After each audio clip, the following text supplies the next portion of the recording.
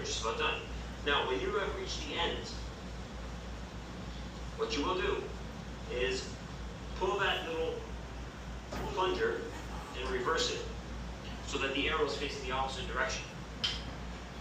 And now, it will ratchet this way, the same direction we were using to actually cut into the pipe.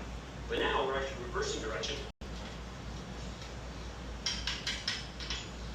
to unscrew the hand guide in the pipe. Now, the more you unscrew it, the looser it will become, to the point where you can actually turn it manually.